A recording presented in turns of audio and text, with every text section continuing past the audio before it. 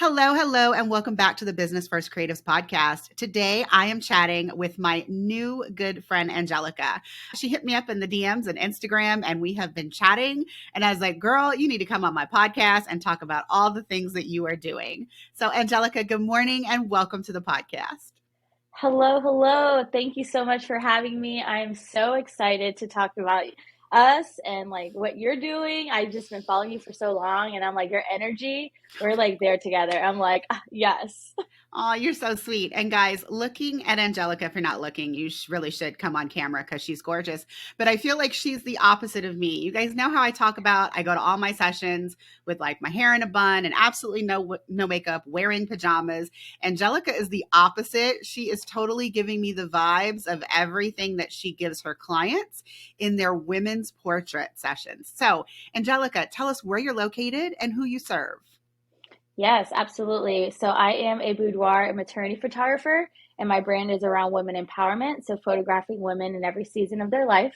My studio is located in Jacksonville, Florida. I'm a native of the city, so born and raised here.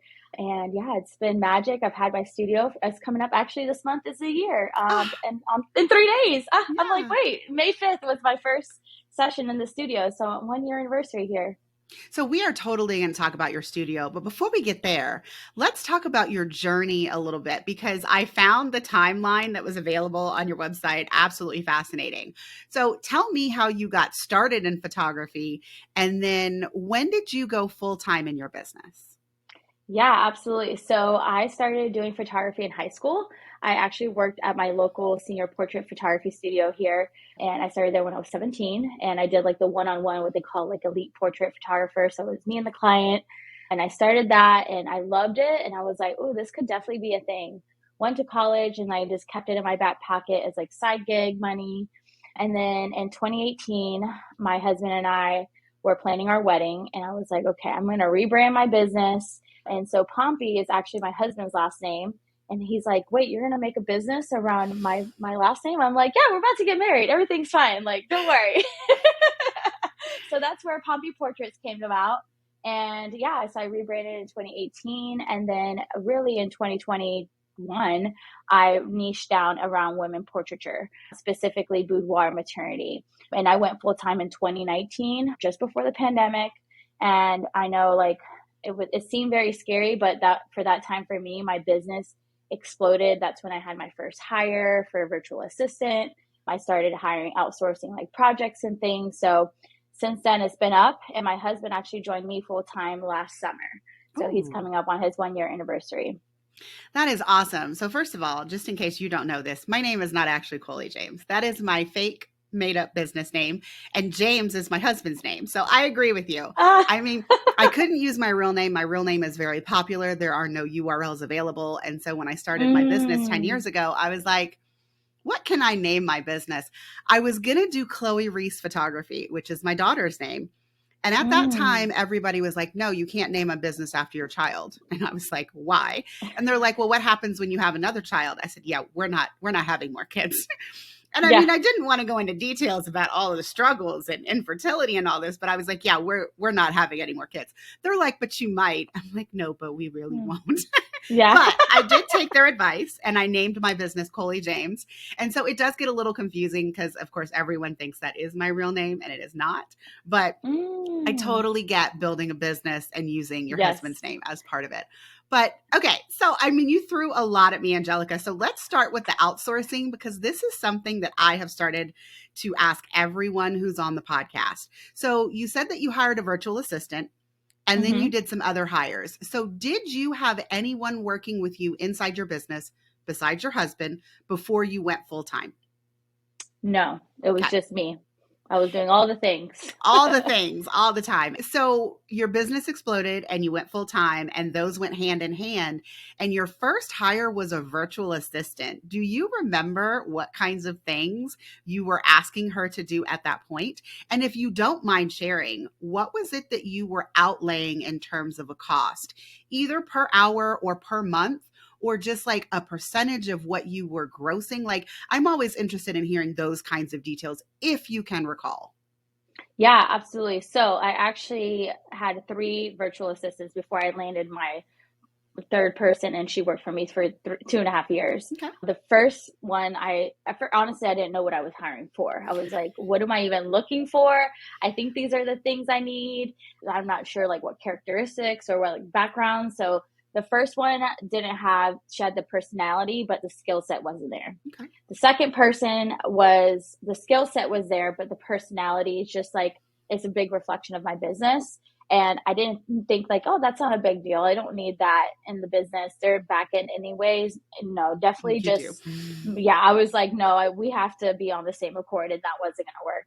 And then my third hire was when the first two were hourly, but then I started researching and I was like, okay, virtual assistants do like this monthly retainer situation. So let me explore more. And so my third hire was an agency, Success Beyond the Lens. They were absolutely incredible. They helped my business grow, and their team was just like always on it.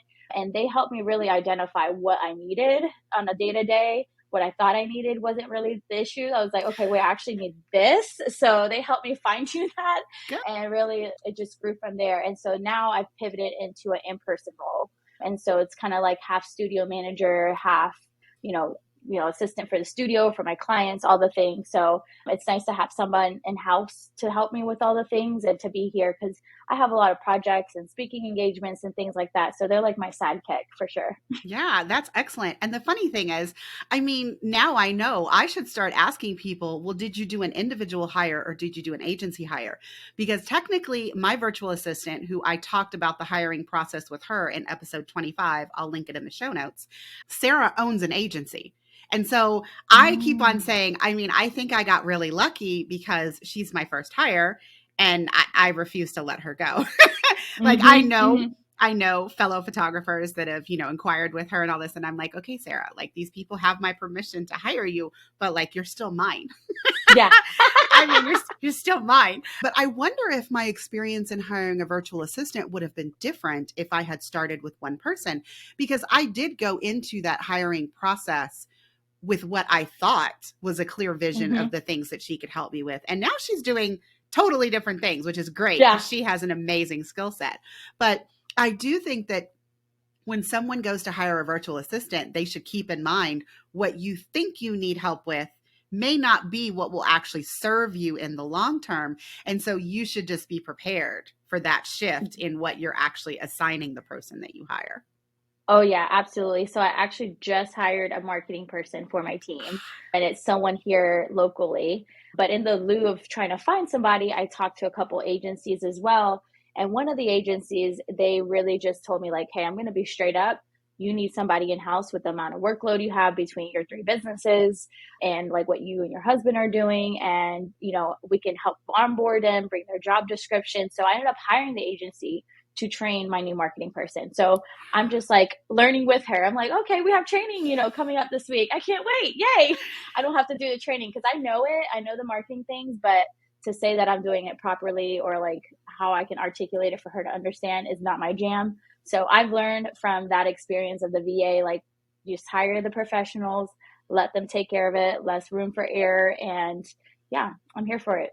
And that is totally a thing, listeners, just in case you don't know that. There are hiring experts where you can hire someone, you can tell them all about your business, tell them the bottlenecks, tell them what you're struggling with. They will help you decide the perfect hire for you and help you write the job description. Some of them will even conduct the introductory interviews and only forward to you like the final 3 candidates that they think would really work for your business so that you can do a final interview. So those people exist. So when you are ready, like if you don't know what you need to hire for, that is definitely something that you should look into. Yeah, absolutely. I'm just like, yep, sign me up because I don't have time. I'm doing education. I'm still shooting clients. Like I travel a lot. So I was like, this is one less thing I have to worry about. It was the best thing. And I was very grateful that they made that suggestion. Everybody else was just trying to sell me their product or service. But she was very transparent, honest. And I was like, wow, I really appreciate that. I mean, that's definitely a business value that I value. I like it when people, because, sometimes I get people that are like, hey, Coley, I really want to hire you.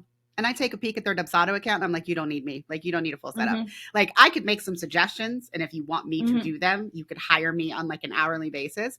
But like, if I don't need to set up your whole system, I'm not going to get you to pay me the money just to do it. I mean, I want you to feel like you've gotten value out of what I do. So it's definitely awesome when you can find people like that that kind of steer you in the right direction. Yes, yes, absolutely. So, something else, Angelica, that you touched on was your focus on empowering women. And I think that's one of the things that, after you dropped into my DMs on Instagram, I was like, oh my gosh, like she makes me want to take off my clothes and get portraits. I would probably never do it, but your photos did really work. So, what you're showing is really working. But how did you come to focus on those kinds of sessions, like empowering women? Because I will say, like, I wouldn't necessarily think that someone would focus on like boudoir and maternity. But the way that you Mhm. phrased it earlier, it makes so much more sense. But I mean, you really are about women and making them feel good in whatever season of life they're currently in.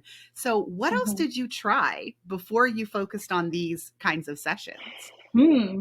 So I did it all. I did senior portraiture for a while. I did weddings for 8 years, and I did real estate for a quick second. I was like, I need some humans to smile at me because these pillows ain't smiling back.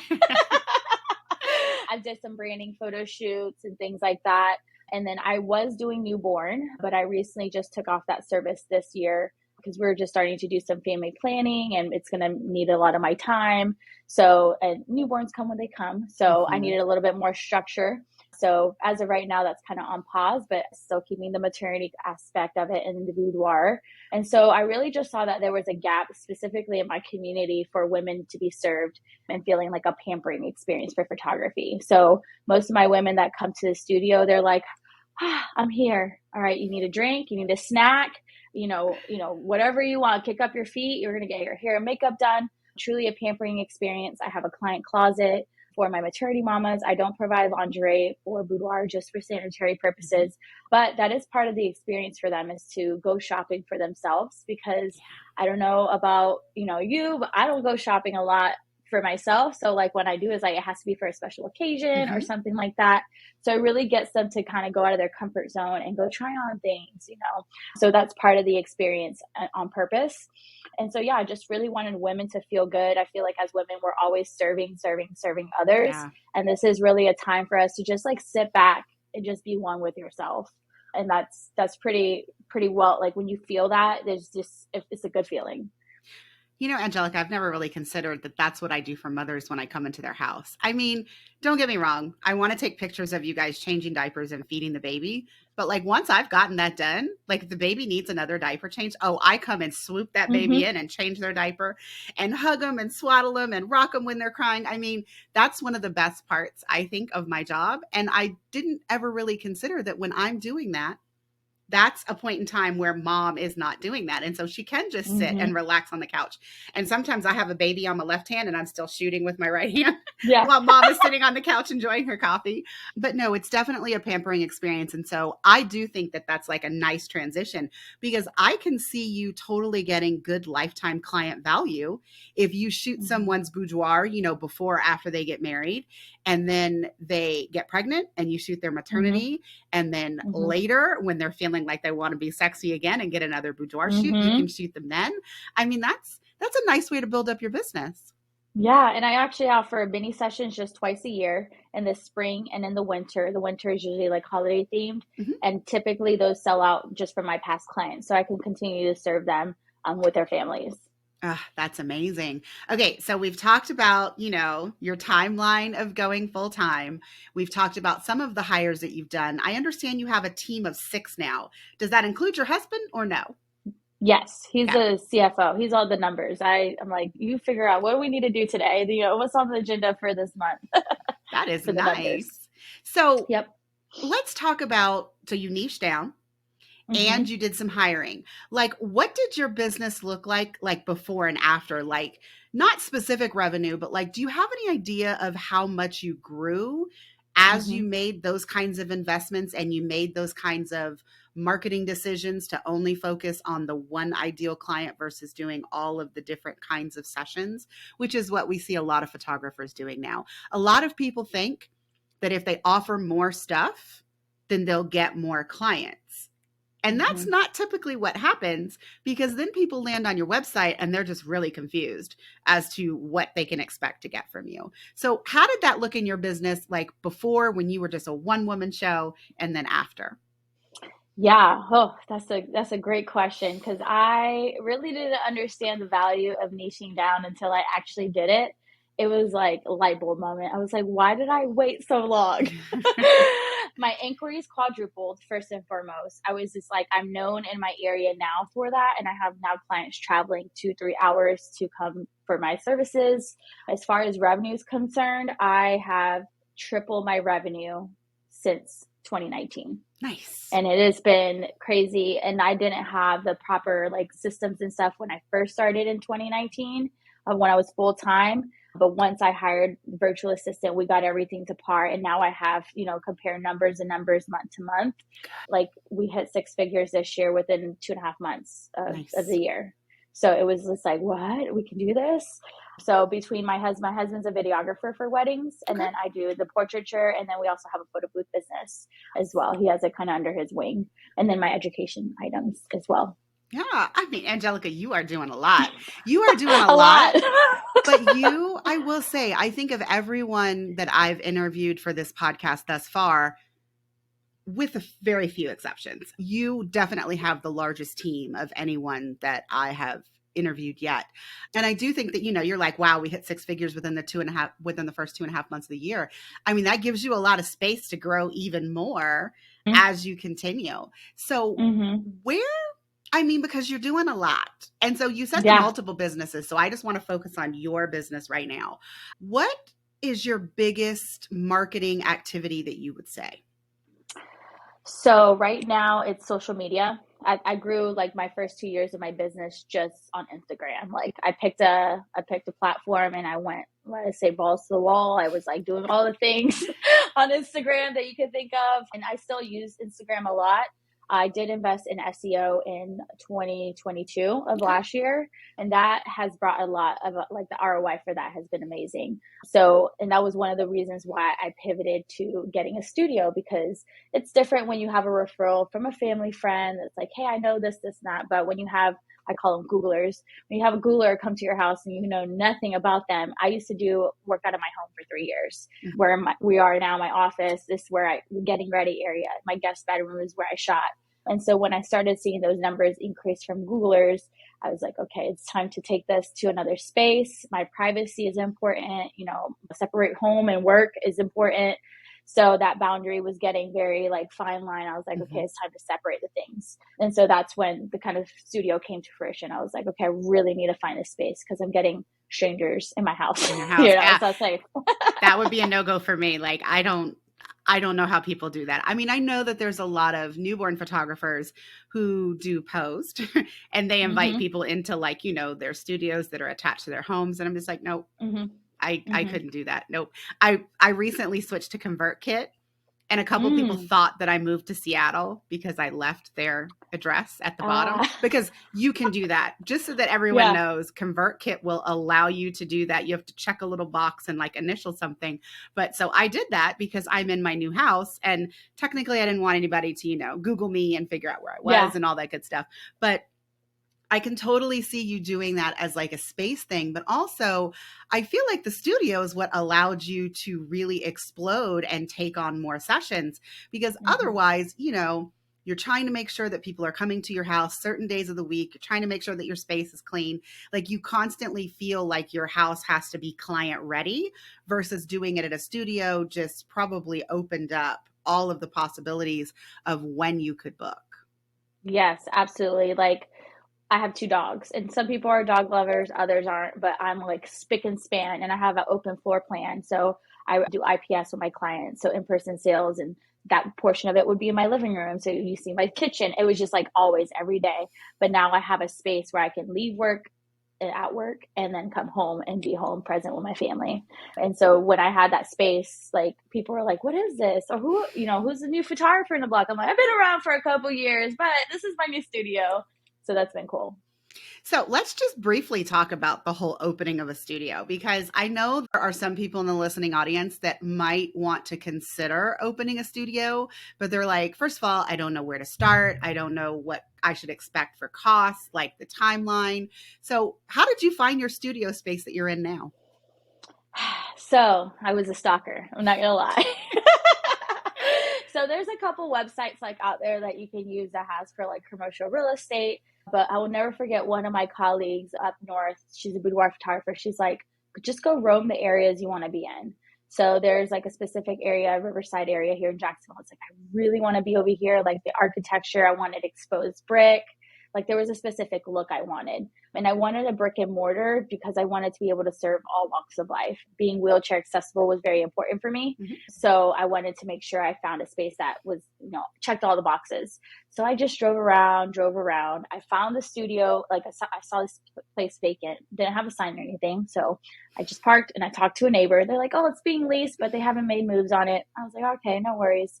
We come back a couple weeks later, still vacant, no movement, and it's just like open windows. I'm like, I'm gonna go talk to another neighbor. Another neighbor's like, I don't know if they're doing anything else with that, but this is a phone number I have. And anyways, I ended up piecing all the information, found the landlord, got a phone number, found the person that was leasing it on Instagram. I sent them a message in December of 2021, and I was just like, hey, I saw that you're leasing the space. If you're still using it or, have any changes, let me know. I got a message back in February of 2022. And I was just like, oh my God, he's DM'd me back. No way. And he's like, actually, I'm not going to move forward with what the plans were. I'm going to give you a call. Literally the next day, I got a call from him and the landlord. That was a Friday. By Monday, I had the lease in my hand. I was like, whoa. And it was kind of scary because I was like, this is a big investment. But it was something that I've been wanting to do. It's kind of been on my vision board in 2021. Just, we practice basically to make sure that this wasn't going to be a big dent in our business, is putting that rent money or lease money aside every month. And so all the money that we accumulated for that pretend rent that we had, we use that to purchase all the furniture, do all of the build outs and things like that. So it wasn't a big hit financially for us. And I would definitely recommend that for anybody that wants or thinking about a studio. Put that budget in your monthly expenses and pretend you have it. And then that way, when it does come, it's not a shocker. And I'm like, oh my God, $2,000 later a month. So it's scary. It sounds very scary. I mean, Angelica, that all sounds great. Number one, you don't let grass grow anywhere. Good for you, girl. Number two, putting that money aside every month. It sounds like you might have a financial husband. I'm just saying. I mean, it seems like he's a good fit for your business. So what was the timeline? So you ended up getting the studio in February of 2022. What was the timeline for your build out? And at the end of the day, like furniture, renovations, all of that, how much would you say you put into your business in order to get the studio ready to use? Yeah. So our construction started, we signed the lease on February 20th in 2021, the 26th. And the actual renovations only took about 6 weeks. So their contractors were on it. They were like, hey, we're here ready to paint. I'm like, wait, I don't even know the paint swatches. So some of the delay was partially my fault because I was like, wait, I have an idea.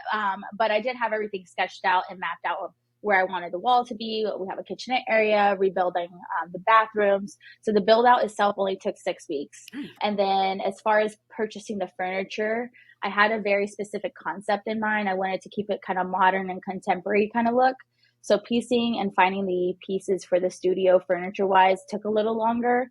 But my first client was Cinco de Mayo last year. She came from Atlanta and I was like, I have to just get this as much as I can to par. So obviously when I did her first shoot is not what it is today, but it was enough to do the shoot and make it happen. And I just always told myself, like, I worked in a 10 by 12 room for 3 years. I can make magic at 1,100 square feet. Like, nice. it's going to be fine.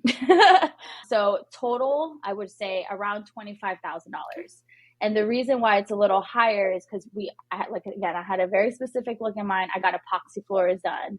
I had like the finishes needed to be gold, and I'm just a little fancy on the fancy side. So I'm You're a like, I little have a look, bougie. You're a a little little bougie, bougie. Angelica. Come on now. You can say that word. It's okay. It's fine. It's fine. So it has some specific things, but you can definitely do it on the lower end depending on like what your style and vibe is. So yeah, that was a big investment. But again, like I said, we put all the money aside. So it was just like we're just cutting the check. All right, what's next? Mhm. Now, what is your goal? Because I know that you use your studio for yourself. You've recently hired an associate, which we're going to talk about. But I also know that you rent the studio. And so, is Mm-hmm. your main goal with the studio to be able to pay the lease with the rental income? And if so, Mm-hmm. how long did it take you to get to that point? Yeah. So honestly, it's all about marketing, especially in my area. There's a couple of studio rentals, but my specific look and vibe is very unique. Like I have a cloth tub in my area, a cloth tub, I have exposed brick, I have different paper and textured Mhm. backdrops. So marketing was definitely key to that. I would say within 2 months of launching it, that's when I started seeing the rentals Girl. come in. Yeah. So I was like on it, marketing, marketing, marketing. I'm like Instagram, Instagram. And I stick to one platform and then I just let it push to Facebook. But yeah, just like about 2 months. And then after that, I was like, okay, this is renting way more. This is awesome. I'm like, okay, now I need to start hiring a team to help me leverage my own business. And so right now the rentals are Saturday, Sundays, and Mondays. And that's because we don't shoot those days in the studio. Oh, so you get a 3-day weekend. Look at you. Look at you. Yeah. I mean, all of this is amazing. We're going to take one step back and I want to talk hmm about what you said about Instagram, starting your business, and then you invested in the SEO and you started to see a return. Do you track where your incoming leads come from? Yes. And hmm so, what's the current percentage of people who are identifying themselves either coming from Instagram or from Google? So right now, Google is about 22%, and then Instagram is about 60-ish%. Hmm. The remainder is referrals and Facebook. Facebook is the smallest percentage, and I'm still kind of tipping my toes into Pinterest world. So that's a very, very small percentage, but I started getting leads there this month. I'm like, Oh, oh, I'm so excited. Well, last month. So I was like, yes. But yeah, majority definitely still Instagram just because I'm actively on there and I've grown my following from literally zero to nothing, just like authentically being myself and showing my brand. But the Googlers are definitely like, that was a fine tuning on my website I had to do to make sure I was attracting the right clients hmm. and the right price point. And with the help of my SEO guru, she's like, okay, this is what we're going to test this month. This is what we're going to change. And fine tuning that. It really took us like 6 months to get that to par for the Googlers to be like, yes, I'm ready. Sign me up. So it was crazy because I was like, I hear about SEO, but I'm like, is this really a thing? It Like, is. how much is this a thing? I'm like, oh hell yeah. So for my education side of things, I've hired her to just do all the things on my website. Just because I don't have time to play, like, trying to figure it out on my own. Hmm. And I mean, I will say I've been on your website. I've definitely been following you on Instagram longer, but I do get a sense of who you are, what your business is, and what I can expect if I hire you from both places. So you do come off Yay. incredibly authentic on both. And I feel like I get a good vibe of what it is that you offer your clients when they hire you. And so I don't feel a disconnect because sometimes when people put more effort into one platform over the other, Mm-hmm. there is a definite disconnect. And I'm like, but what are you going to do if they find you on Instagram and they see you like this and then they go to your website and it looks like it's from like the 1990s and there's like none of these great Yeah. photos that you show on Instagram? Like it has to be a seamless process, guys. From if they find you on social media, they inquire with you on the website, they hop into your CRM, all of that needs to show the Mm-hmm. same amazing personality and work that they can expect from you if they hire you. Yes, I send gifts. I'm all about gifts. Like, Ah, there's a gift of me. Hey guys, like it's literally of me, and I'm like, it's all me. So like, my personality is spread out through my entire business, like emails, website, responses, all the things. so I know you're expanding your education brand, but like what is one goal that you're working towards in your photography business for the rest of 2023? Because I mean, girl, 6-figure, check. Hiring associate, check. Really making the studio work for you, check. I mean, like, what's your goal? What are you going to do for the rest of Yeah. 2023? So 2023, that's a good question. So I want to hire another associate. I want to have the associate that I hired is specifically going to focus on boudoir. Okay. And then I want to hire another associate for maternity. Another goal is to hire an editor. So right now I do the editing, but I would love to just have somebody in house where they can come in twice a week and, knock out the edits. That would be a goal of mine. And then for me, I would love to shoot less, about 2 to 3 times a week versus like 4 or 5. And then focusing some of my energy in speaking engagements. And my education is going to be focused more so around photographers and creatives. So I'm excited to see what that's going to be. Me too. Yeah, growing a team. Yeah. So growing the team and just having like an oil machine. And my goal is with hiring a team has been really wanting people to just love what they do. This is your task. This is what you do. Like the boudoir photographer I hired, I was like, I just want you to just go all out when you go shoot these clients. Be creative. Like, I don't want you to have to worry about the editing. I don't want you to have to worry about the consultation calls. Like, just go do what you're good at. Okay. I find it very interesting to hear that you are still editing. So let's talk about that, Angelica. I think this is going to be the last thing that we do before I ask that question that everybody's waiting for me to ask. So I find it incredibly interesting that you are still doing your editing, because most photographers, that's like the low-hanging fruit. It's like, oh, you need to take something off your plate, hire an editor. Because editors are a dime a dozen, no offense, editors. But I mean, you can try one. If it doesn't work, you try another one. Like, there are just a lot of editors out there. So why have you been holding on to your editing like so tightly in your grasp this entire time? So I use AI to do most of my editing. And the amount of time that it takes me to like crank it out is like 30 to 45 minutes at most. So when finding a person, the dollar to dollar didn't make sense. So I just need to do a little bit more research to find who that person will be. But for me, and it's kind of like relaxing. So, and like I said, I bump them out really quick. So it's not a ton of time per se, but it is definitely the next thing that's going to be, somebody take over. I mean, is it just me though? Like, I mean, granted, it takes a really long time to edit, and I have editors. Like that. I have lots of stories on the podcast about why I hired an editor. But what I find is that I take more time when the editing is done to export the images and upload the images to the gallery, or in your case, to get them ready for your IPS session. And so, I mean, I just feel like even if the person that you hire to be your in-house editor is not actually editing the images, like they're letting the AI do it, they're doing the final touches, I feel like you in particular would have a lot of other stuff for that person to do to get the images ready for the IPS session. And then maybe those people can actually end up placing the orders on the back end, and that could take even more time off your plate.